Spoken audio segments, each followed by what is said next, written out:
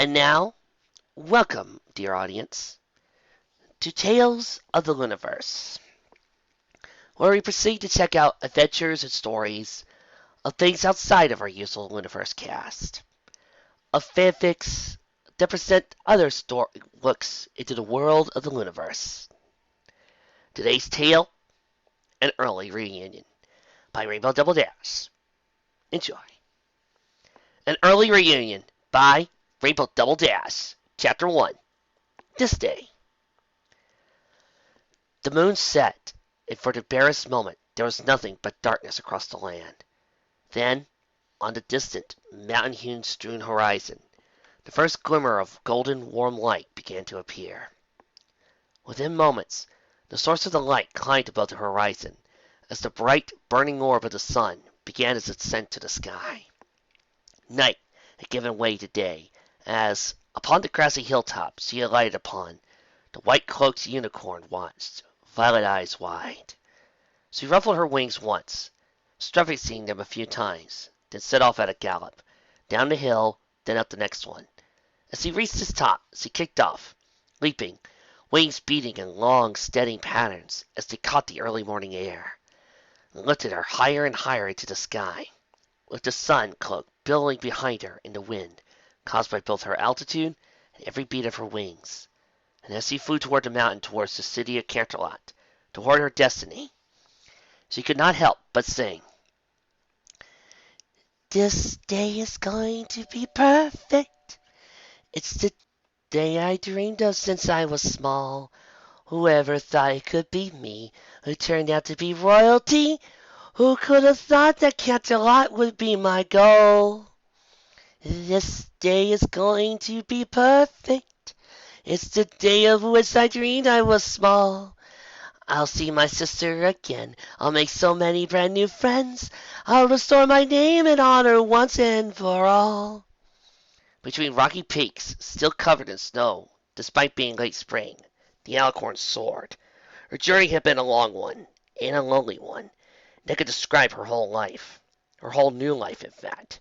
But in particular, it applied to the last week or so since he had set out for Cavilia alone. Her caretakers hadn't wished for her journey alone, that they had wanted a grand procession, a long line of servants and retainers to follow her. And indeed, she played along with their wishes until the very end, the very night before her departure, when she snuck out of Rome, her city, and began her journey north and east. No, this journey was one she had to make by herself. In her heart of hearts, she knew this to be true.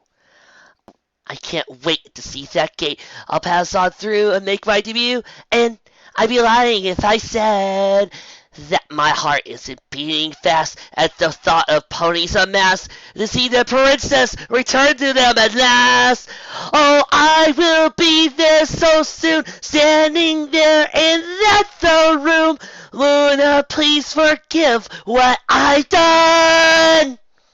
Beneath the alicorn, mountains gave way to a wide, deep valley, carved by the course of a winding river. The river was bordered on either side by a rustic town. Cavilia, it would have been considered a large settlement, the largest for miles around. But in this land, in Equestria, it was just one of countless of its size. Still, it was a most familiar sight. Ground here, too, rocky for farming, and was instead used to grow vineyards. The alicorn wondered idly how the Equestrian wine measured up to that of Cavilian origin. Cavilia was known throughout the continent for its grapes and wines they produced, after all. Within moments of seeing the village before her, though, the alicorn shot over it, then left it far behind. This was proof of her heritage. Many Pegasi could fly as fast as she was now, or even faster, but few could do so for a long period, keeping the pace that the alicorn had for days on end. Even fewer could have done so on the dice he persisted on. The magnitude for what was coming made the alicorn feel that she had to arrive in Canterlot pure in mind, and in spirit and body. And so, for a week straight, she had eaten nothing but the grass of earth, drank nothing but water from the clouds and the rivers of Equestria.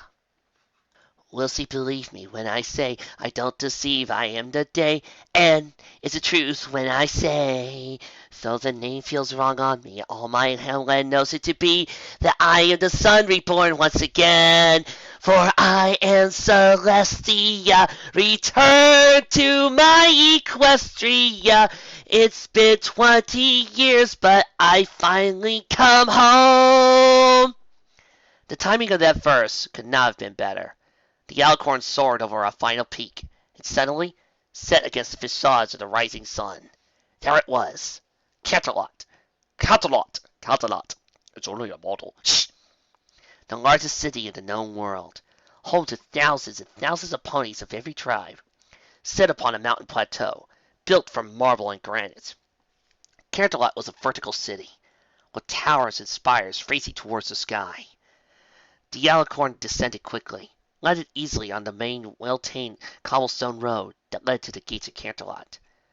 Though she landed some distance away, as to prepare herself for a more discreet entrance than her caretakers in Rome desired, she could even see from here that the gates were open, and though guarded, were ready to accept the visitors to the city, including her.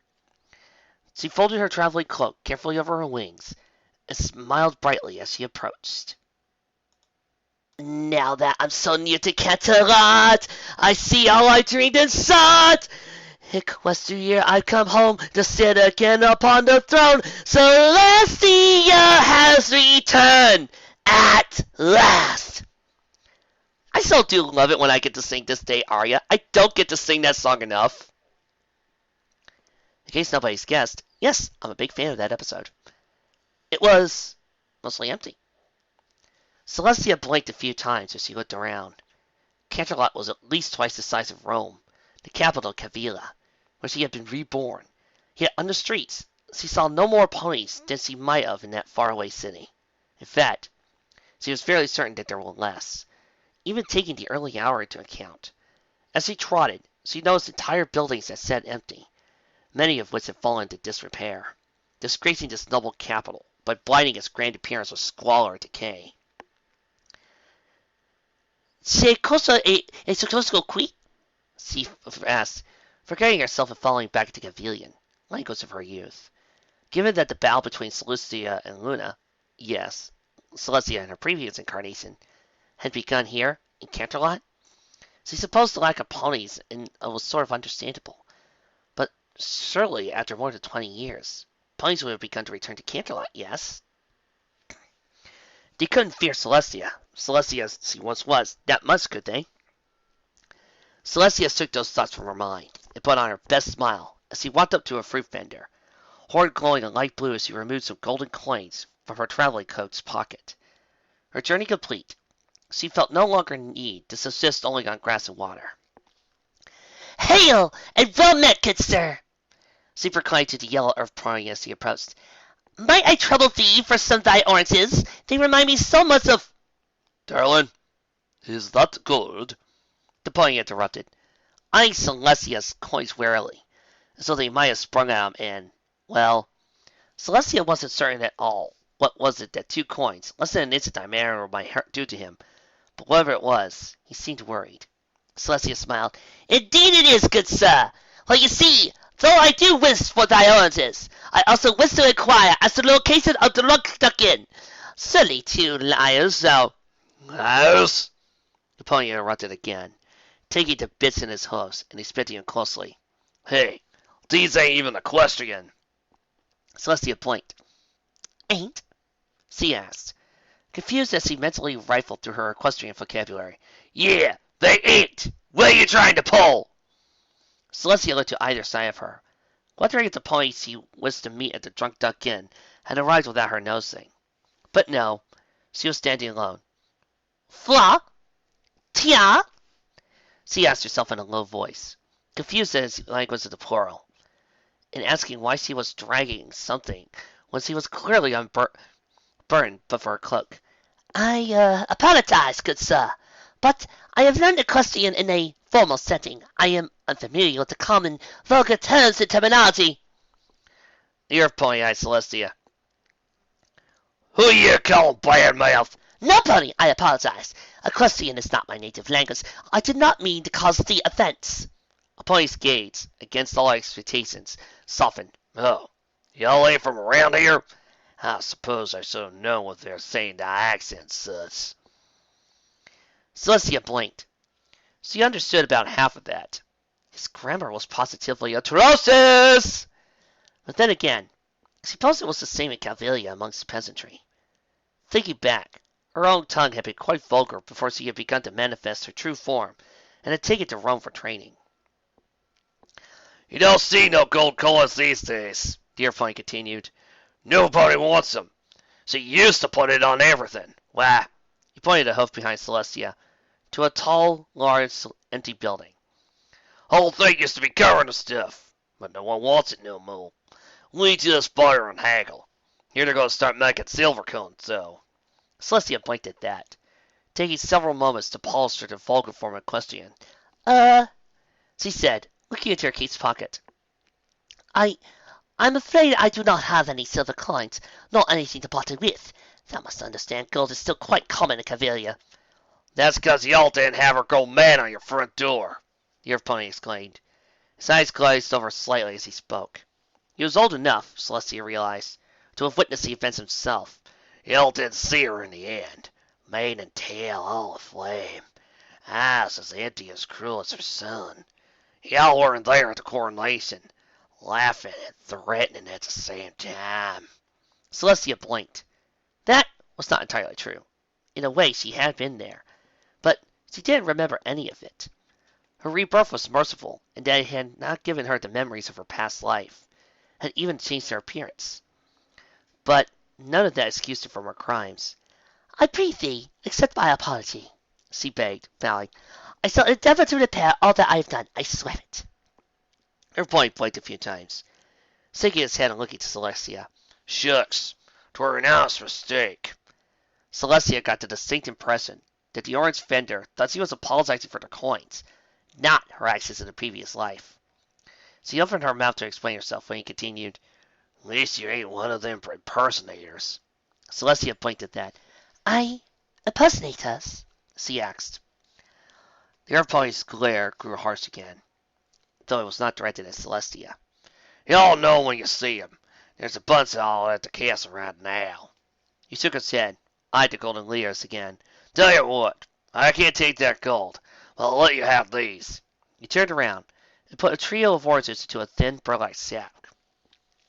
You're all gonna have a hard enough time if y'all got to spend this gold. I ain't the worst one to be ruining your day.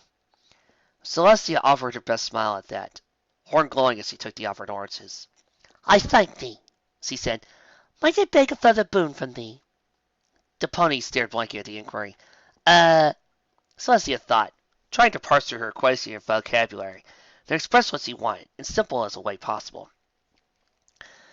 Might I ask for indicazioni, directions? Oh, the pony said. Sure, that's always on the house. Celestia very nearly did her own blank stare at that, but pressed at the Earth Pony's congenial attitude in affirmation of her request. I seek a Pegasus pony who was to arrange for my lodgings. I was to meet him at the Drunk Duck Inn, but I'm afraid I do not know what that is. Beefy, canst thou enlighten me? I don't smoke, the Earth Pony said, confusing Celestia. You also don't either. Bad for you. But if it's the Drunk Duck you're looking for, it's that way. The pony pointed down the street, towards Canterlot Castle itself. Just keep canter until you see it. Straight ahead. Molto grazie, Celestia said, without thinking. Mentally kicked herself. I thank thee, good sir. No problem, miss. Celestia paused a moment at that. Given the reputation she had earned in her previous life, a rep that was fully earned and deserved, she was less than eager, as of yet, to reveal her true name, despite her earlier singing across the mountaintops, proclaiming her intent to do so. Clearly, she had an uphill struggle. One that she was not eager to undertake on her own, not before seeing her sister Luna first. Cadenza, she answered instead, using the name of her youth. Was she thought herself a simple earth pony growing up in a vineyard, no different than any other pony. Mi amore cadenza a Caviglia, good sir. Bitter orange, The pony returned. Welcome to Canterlot, Miss Cadenza. When discussing her plan with Katsuo, well, telling him more like, her intent to set out alone from Rome, Katsuo wisely pointed out that Celestia would still need some pony at Canterlot to inform the reigning Princess Luna that she was coming, and arrange all the details of Canterlot Castle itself. Katsuo had not, in all likelihood, realized he just volunteered for the job, but through a combination of Alcorn decree and more than a little wide-eyed baking, her royal retainer had given in to her request and gone on ahead, saying he would stay at the Drunk Duck Inn, which, despite its name, was well known in Equestria as an inn and tavern of excellent rep. Naturally, just as Celestia was recalling this, a brown-coated Pegasus was tossed, telekinetically from the establishment, where he landed in a heap in front of the Alcorn in disguise. Celestia blinked a few times at the pony and their host. "Buongiorno, Signore Katsuo," she remarked. The Pegasus looked up her side, looked back down, then realized who he was in front of her. "Ugh, Majesty," he exclaimed, climbing up onto his arms and offering a deep bow. Celestia blinked at that. She would never get used to it, even as a green-coated unicorn, horn glowing the same yellow color as the aura that Dark Hunter saw from the Duck approached. An insect looked on his face. "Well, add that to your tab as well, you worthless inebriate!" the unicorn exclaimed. "She looks nothing like the princess!" At that, he turned to Celestia, offering a slight bow of his own. As his tone and grammar shifted so fast, Celestia was surprised he didn't get whiplash. "Begging thy pardon, milady. Thou art as a flower in full bloom and beauty." He turned back to Katsuo. "But she looks not at all like her majesty! I can only assume that you got to my meat! Can't suss above it isn't even midday yet." Celestia held out a hoof before either stallion could speak. "Good sir, am I to understand that my retainer has run up a substantial debt in thy establishment?"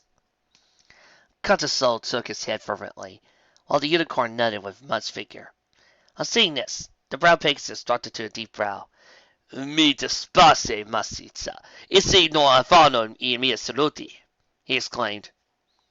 "There he is, speaking gibberish again," the unicorn observed dryly. Celestia's eyes narrowed slightly. "It is convenient, good sir. My native tongue is round, although Katsuo, we are in Equestria now. Mayhap thou shouldst, for politeness' sake, speak the local language instead." Katsuo looked suddenly mollified at that, as did the unicorn. "Begging that pardon, m'lady," he said again, "and I apologize as well, but as thou appears to know this pony, I must ask thee to settle this hop." Celestia glanced at that. "I'm afraid I cannot," she admitted, bowing her head and saying, "I sent Katsuo here ahead of me with many liars, and I carry the same. I did not know that Gull is now an infidel in Canterlot." Unicorn let out a sigh. "First customer in years, and noble tune will have us," he said in a low voice, then looked to Celestia. "My lady, his hop is substantial." Celestia could not help but laugh a little. "He has been here but a month. How large could it possibly be?" The unicorn named a number. Celestia's wise eyed into the sights of the place. "Cosa?" she demanded, forgetting her own astonishment. "Combat? How has thy retainer run up such a large debt to thee? What forth wouldst thou allow it at all?" Unicorn's proprietor's eyes narrowed down a concerned soul. "'Tis not merely his debt, milady. 'Tis the lost business as well. Ever since thy retainer have arrived, he hath been frightened away by customers, proclaiming that he heralds the return of—" He paused, looking around, found the street they were on to be empty, then looked up to where the sun was continuing its ascent to the sky. Nevertheless, he leaned in conspiratorially. "Of Corona," he finished. Celestia blinked a few times. "Corona?" she asked. "Who, prithee, is Corona?" Unicorn looked surprised. "Ah," he said, after a realization, "thou art flowing, of course. It's a strange thing to explain." Katsuo said. The unicorn glared at him, but Katsuo passed on. "The ponies of this land do not believe thee to be trapped in the sun at all, as though thou knowest of thy return." "They? Ha ha!" Celestia laughed nervously, sticking over to Katsuo's mouth.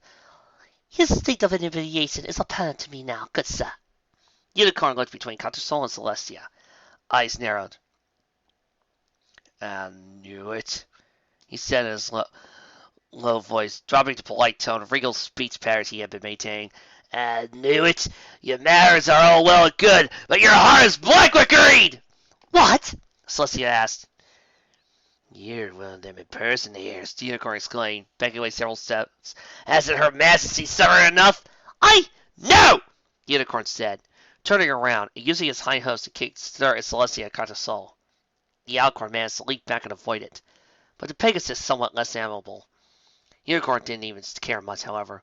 "What's my hoozle you? Don't want your money, and if I see either one of you in my establishment again, I'll call the guard!"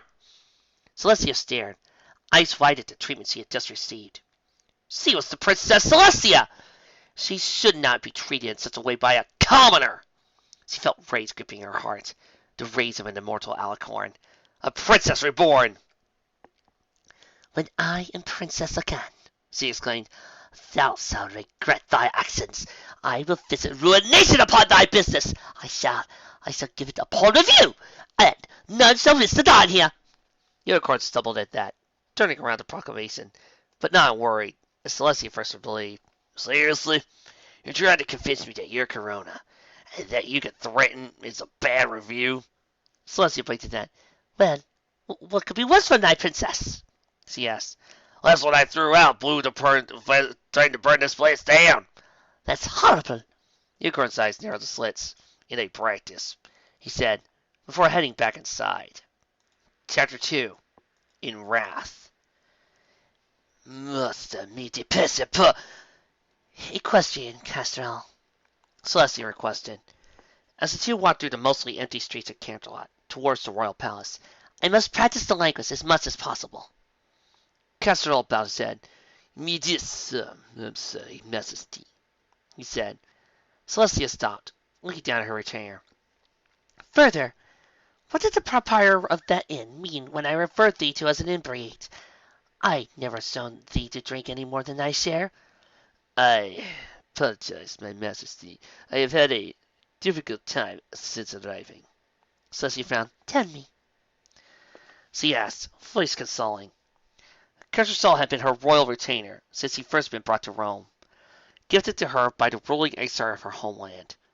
By this point, she thought of him as no mere servant, but a trusted confidant and friend, almost a family member.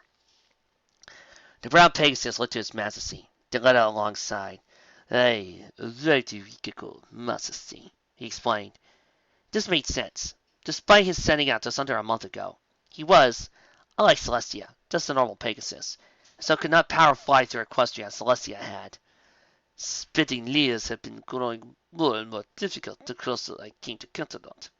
But I have foreseen the problem, and so had, in a small town called Manhattan, traded as many of my liars as they would take for material goods I might buy there. Spices mostly, since they would be easiest to carry." Celestia inclined her head at that. I see. So, what then was the problem? If thou wert so insightful, how couldst thou run out such a debt?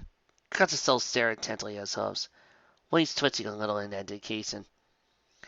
"I fear I am not much of a traitor. What the merchants and vendors of Canterlot demand for their services is substantial, and they could not be negotiated with, on account of the city being so empty. They are desperate for business, Majesty." Celestia pursed her lips as she considered. I could scarcely believe the impact I had upon the ponies of Canterlot. She remarked in a low voice, closing her eyes. "That is not thy fault, Majesty." Contrasol tried to console, stepping closer to Celestia as he did so. "That is, I suspect it has much to do with Princess Luna's abandoning the throne for as long as she did. With the princess wandering Equestria, the noble houses had little reason to reside in Canterlot, and without the nobility, much as have been leaving." Celestia looked up, to the sun that was nearing the zenith of its ascent into the sky.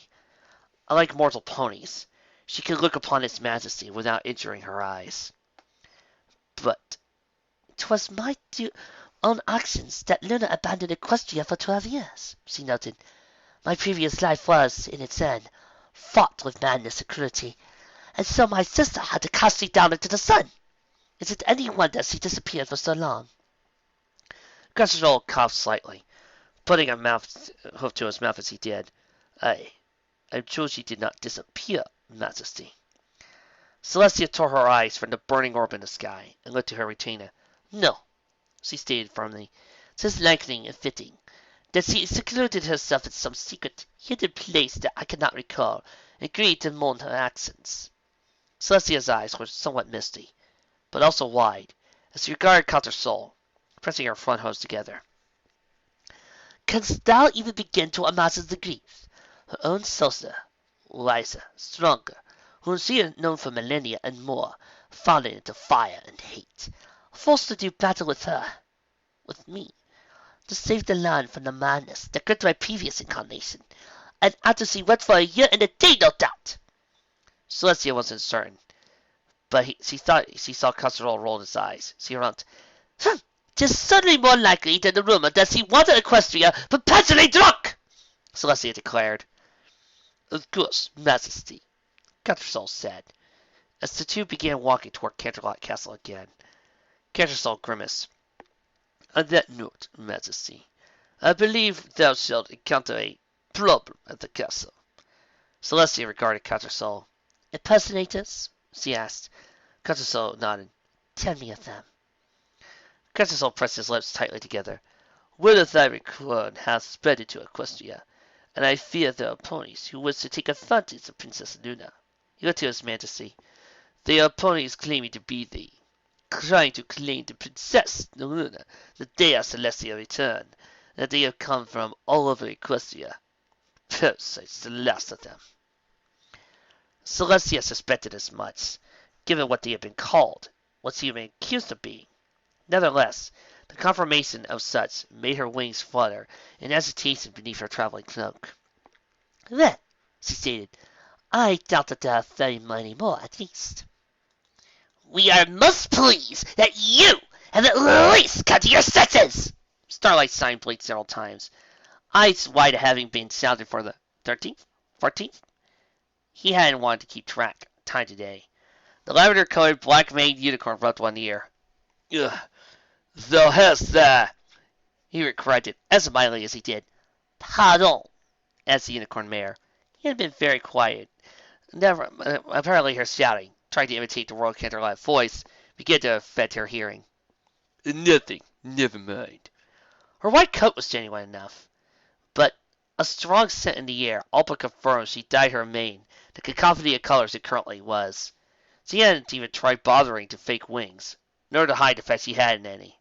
Though she was wearing a garish dress to hide no doubt emphatically not a sun-themed cutie mark. She seemed fairly well fed, so Starlight mentally added her to the list of schemers. Would-be schemers. In any event, a real schemer wouldn't be so stupid as to make this attempt first place. In any event, with her, he now had a total of 8 schemers. 12 desperate ponies who were probably only doing this on the off chance of getting sympathy for the princess, 4 deranged ponies who actually believed what they were saying, and 3 ponies who Starlight could not place easily. So, is he any relation to Starlight Glimmer? Never met the man before in my life. Princess Luna's major domo looked to a scroll he held in his telekinetic grip. Please proceed to the courtyard. Princess Luna will be along presently. Thank you. Thee. Starlight corrected, in a low voice as he hid his grimace, though only until the unicorn mare started past him. He was standing outside the walls of Canterlot Castle, flanked by a pair of royal guards in silver armor, who looked stoically straight ahead. To any pony not familiar with them, betrayed no emotion. After having lived in Canterlot Castle the past 8 years, however, Starlight had learned to pick out little details, twitches to the eye, slight down curve to the mouth, and the so the guards were anything but emotionless right now. Seething would have been a better word.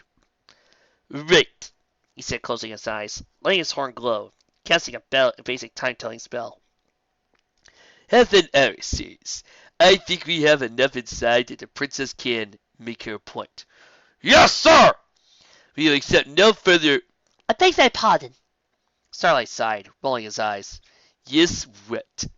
He demanded as he turned around, looking at the ponies that seemed to materialize from nothingness. Not that he was surprised. That description could apply to the entire personator plague that was running rampant through Camp Lot.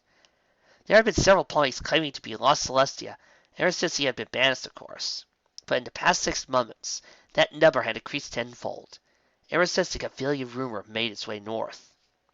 He composed himself slightly when he saw the ponies that were accosting him. One was a very nondescript Pegasus stallion, with a brown coat, slightly darker brown mane, and a cutie mark of a pair of crossed unfurling scrolls. The second was far more interesting.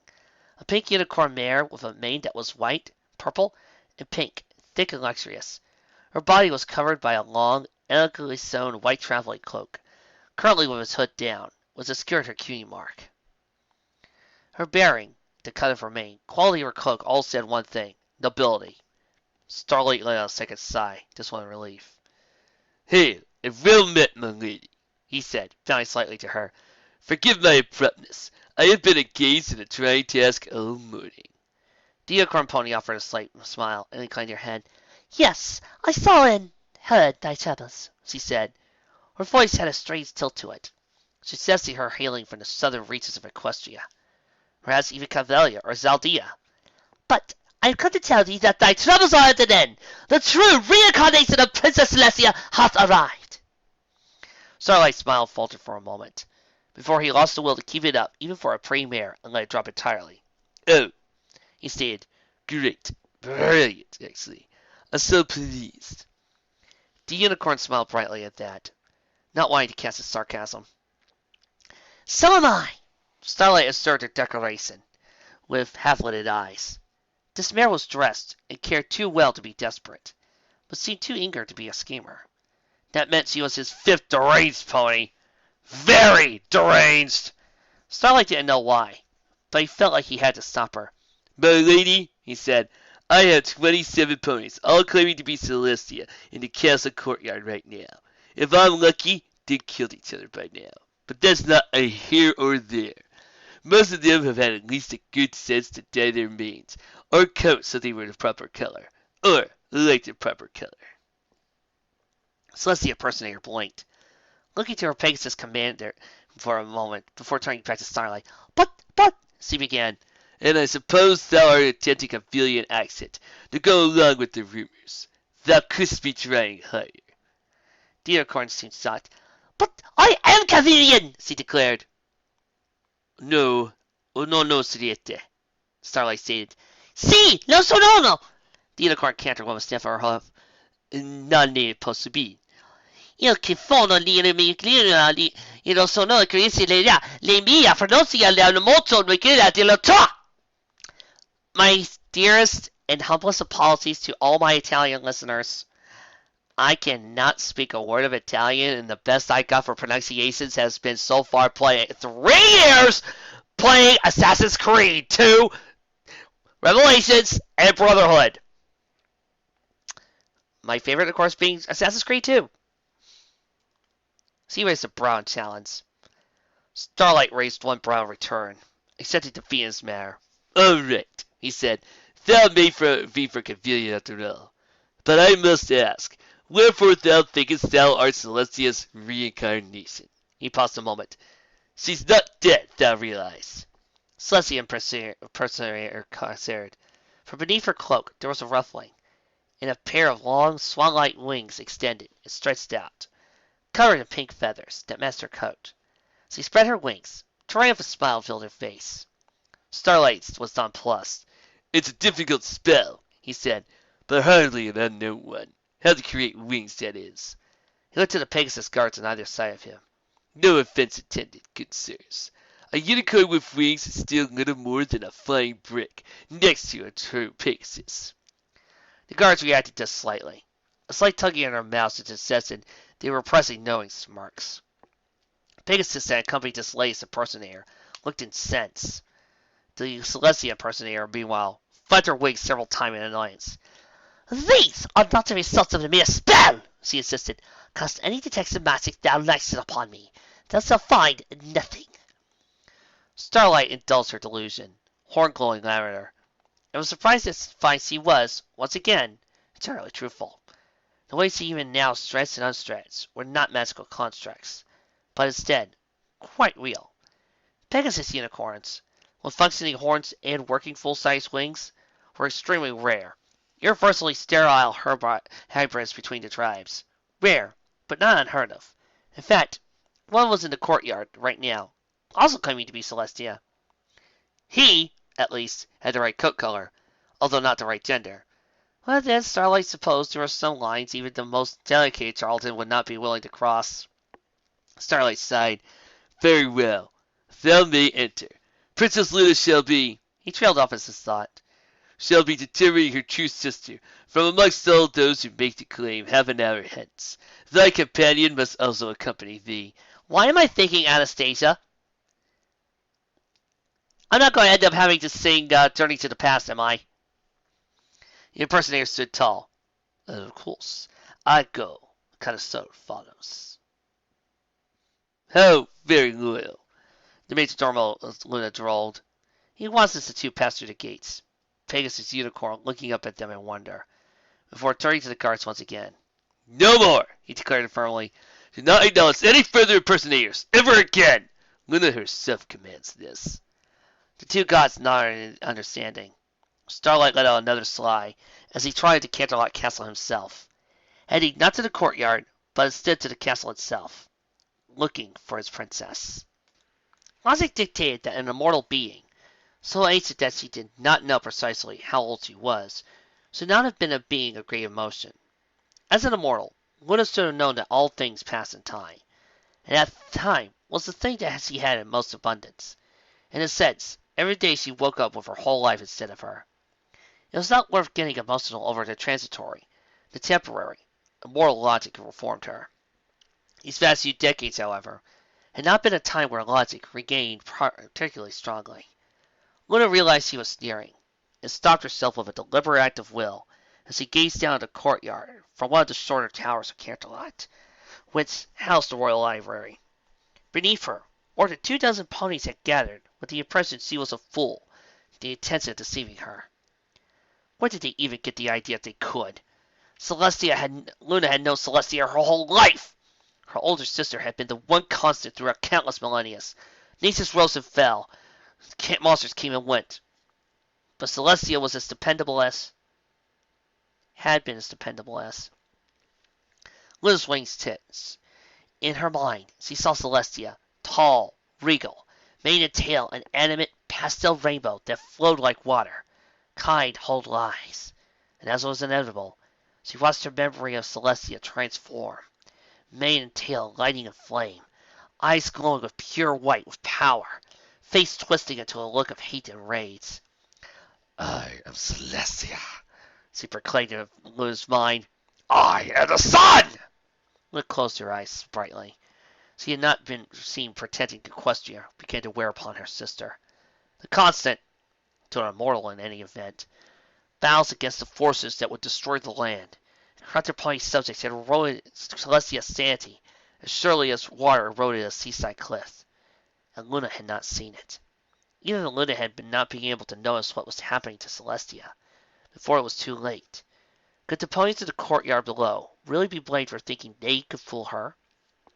As if to answer, a shouting match between two of the impersonators, each trying to prove they were true Celestia due to having louder voices.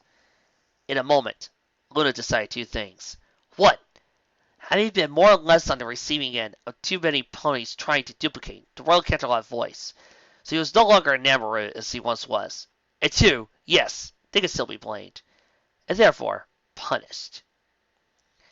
Luna heard the door to the library open behind her, and a familiar quartet of footsteps approached her. Majesty, Starlight said, as a greeting as he approached, and bowed. She nodded immediately, giving him leave to stand. We have 28 impersonators below, Majesty. Luna turned to face Starlight shine, appraising him.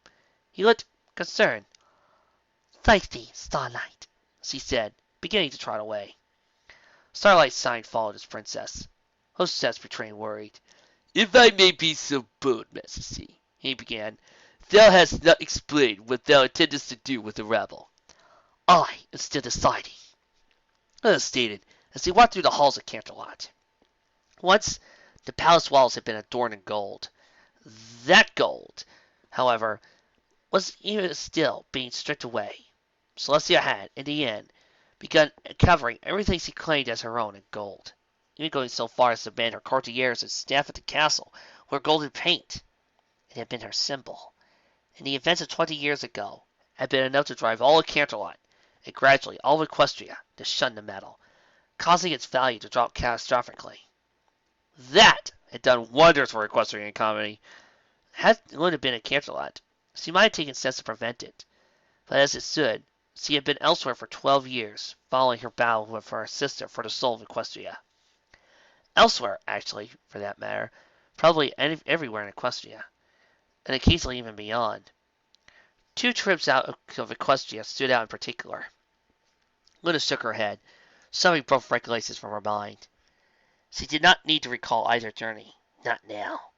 She realized Starlight had said something, and looked to him. I beg thy pardon. I said I hope Dell does not do anything permanent, her major domo replied. Luna grimaced. Now that what I hope to be the majority are gathered in one place, a permanent solution is precisely what I aim for, she stated. Majesty, thou cannot. Starlight stopped when Luna did, as she put a hoof to his mouth. He stared in surprise at the hoof, eyes trembling like to look Luna in the eye. Very poor choice of words, she pointed out. I am Celestia! I am the sun! Nay, 'tis I who art Celestia. Thou art nothing more than an impostor! Celestia and Contrasoul watched the two impersonators go at each other. Most of the other impersonators biked up to observe as well. It was like watching a battle for domination between two primitive beings. They made loud noises, technically words, Celestia opposed, but their attempts at proper equestrian were all over the place.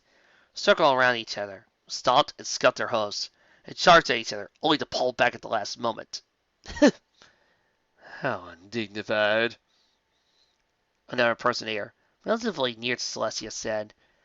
The courtyard was more than large enough. Most of Celestia impersonators, Celestia herself, could keep to themselves, standing in the shadow of tall spires of Canterlot itself. Some stood alone, others had companions, such as Celestia did with Contrasoul, and at least one, in fact, looked like she had brought an entire staff with her, unicorns and pegasi, earth ponies, who waited on her wing and horn and hoof. That, Celestia, was also easily the most accurate in appearance. White coat, rainbow mane, golden eyes, wings, and horn. Of course, the wings were magical creations. A basic cantrip revealed, in the wrong shape, male and tail too, relatively easily to duplicate if one knew the spell. She also had only about 2/3 as tall as a normal adult mare, never mind Celestia herself, and then certainly forgetting Celestia's previous incarnation, had been nearly twice as tall as many stallions, if the stories were true. Contrasoul was scouring. Thus we can involve your majesty, he said to her. Bring up this fight, and send these impostors all galloping. Celestia shook her head. I will gain little, she reasoned. Most are too trapped in their own delusions. When Luna sees me, she shall know the truth. Contrasoul stood in place, his scowl switching to grimace. I hope so, majesty. Celestia looked at Contrasoul. Thou doubtest me? She asked. Brown Pegasus looked to his majesty. I do not doubt thy horn and wings are genuine, that thou art an unicorn. But, as that unicorn pointed out, majesty, Celestia is not dead. So, how could this be her reincarnation? Celestia offered a gentle smile. There are two possibilities, she said simply. The first is that I am the incarnation of all that was good in Celestia, all that was before she fell to fire and hate. That is what the Dustside who examined me after my wings and horn manifest believe. What the Cardinal he took me to believe, and what the Equestria itself believes, is what I believe. She looked back to the fighting impersonators. The other possibility is that I am not. I do not believe that, but it is a possibility. Faith must never be blind. Her ear twitched as she heard a noise, and looked to the massive doorway that led to the castle itself. As it had opened, and coming from 2 4 ponies. 2 were night guards, unicorns both, and they were the first to exit. One was the lavender unicorn from the gate, likely. Celestia reasoned, the major doorman of the castle. Celestia's breath caught her throat at the sight of the final pony. She was tall, taller than any pony Celestia had ever seen. taller than Celestia herself, as he was already about the equal of most stallions. Her coat was deep, a midnight blue, mane and tail both animate magic rather than hair, sparkling and flowing, like a running river that had caught the image of the night sky. She was adorned in pale blue regalia, shoes and a chest plate, as well as a black crown set atop her regal head. Her horn was longer than any normal unicorn's, while her wings were shaped differently from those of any Pegasus. But they were, emphatically, real. And if any doubt could have possibly lingered to who she was, on her flanks was a key mark of a black nebulous sky, but imposed over that sky, a white, brilliant crescent moon. "Luna," Celestia breathed, wanting to try out for her sister, but she had not advanced a single pace before every impersonator and crowd charged the princess. "Luna! Sister!" "Take these vile impersonators away from us. I am Celestia." "No, I am Celestia. I am Celestia." "You're a stallion." "Silence! Reincarnation may have changed my impersonators." "Thanks!" "Luna." Princess. The impersonators had managed to close within a few scant yards of Luna before the horns of the night guard glowed, as did the major dormos, electing seals to protect their charge. Then, shoving their shields forward, knocking the impersonators away, Celestia grimaced at the sight of the wall of impersonators, began to become a tangled mess of legs and false wings. Some of which were destroyed or partially destroyed by the rebuke. About half of the impersonators had the good sense to quiet themselves. The remaining half only redoubled their efforts. As Celestia watched, Luna regarded them all with what was, for a moment, a lack of emotion. But her expression swiftly began to turn to contempt. The Princess of the Night glanced upwards, and saw that the sun was directly overhead. It was midday. She beat her wings once, and it was instantly lifted into the air, spreading her forehooves wide. Celestia's horn tingled as she felt magic like she had never felt before begin to work. Above Canterlot, the skies darkened, as thick black clouds made their way across the sky, and Luna's eyes began to glow with white power. That was enough to shut up the remaining impersonators, who watched in terrified silence as Luna bent the forces of nature to her whim. The clouds, by now, completely obscured the sun, yet continued to gather. Lightning and thunder crackled amongst them as they swirled overhead. "Miserable ones!" Luna spat. Her voice was loud enough that every pony in the courtyard, Celestia included, put their hoses to their ears and shook at its volume. They felt the voice, or it sounded more like voices, a chorus of them, one for every star in the sky, and speaking in union. More than heard it as Luna pressed on. "Upstart fools! I am ancient beyond your kin! Before your eldest ancestors were, I am! And my sister was older still!" The Alicorn in wrath was standing on thin air, as though it were solid ground, as he regarded the ponies beneath her. "I knew Celestia from before the wheel and flame! Do you really believe, could you be so foolish as to think, that I would not see through your lies and deceptions?" But, one of the impersonators tried. "Silence!" Luna commanded, as lightning arched behind her. By now, the constant lightning and terrible glow of Luna's eyes were the only illumination over Canterlot. "All patience has run its course! This Cathalian rumor shall be heeded no more! Celestia is gone! She fell into the fire and hate, so I had no choice but to banish her forever into the heart of the sun! There is no possibility of escape, and no possibility that any of you are her reincarnation! You insult Equestria, you insult the crown, and you insult me by pretending otherwise!" Celestia stood tall and firm as she gazed at her sister. Guntersol was at her side, leaning against the terrible wind that Luna's voice created. He would have been likely bowled over, not for Celestia's presence. One of her own wings wrapped tightly around him, that he might continue standing. It was yet more proof of her true heritage that could she withstand the power of the Alicorn in wrath. That was, until Luna brought her two forehooves together. There was a deafening crack that forced even Celestia to the ground. so you could only imagine the effect it had on the impersonators. Quite suddenly, the clouds came apart, bursting into rain wire in an instant, then fell at once onto Canterlot below. Luna fell with it, easily on all fours, without even bending her knees, or hocked even more than an inch. Now thoroughly soaked, the impersonators, and Celestia herself, stood. Luna regarded them as a single group, eyes still glowing white. "My Major Domo!" she said, voice loud, but no longer bringing with it quite as a strong gust with every word spoken. "Has stated that I cannot enact a permanent solution to end the assault. I have informed him that his taste of words was very, very poor. I have battled demons, slain dragons. I have stood tall against Tyrek, Grognar, against the Smooths, against Corona, the man that my sister became. I am more than capable of ending your insults." Luna's wings were spread wide, and her horn was glowing. The impersonators were, by now, finally realizing the terror they had unleashed, and were backing away. Celestia soon found herself surrounded by them, while she planted herself firmly between Luna and Cartasol. "Stay behind me," she instructed her retainer. "Majesty," Cartasol began.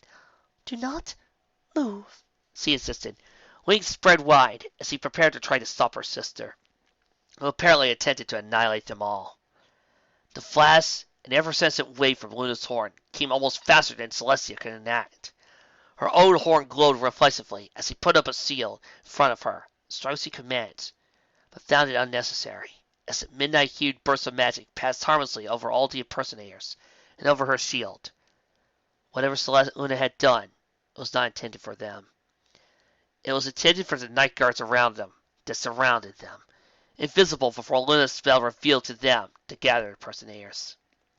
Celestia's eyes widened. The walls surrounded the courtyard, bristling with earth ponies and unicorns, all clad in the silvery armor of the night guard.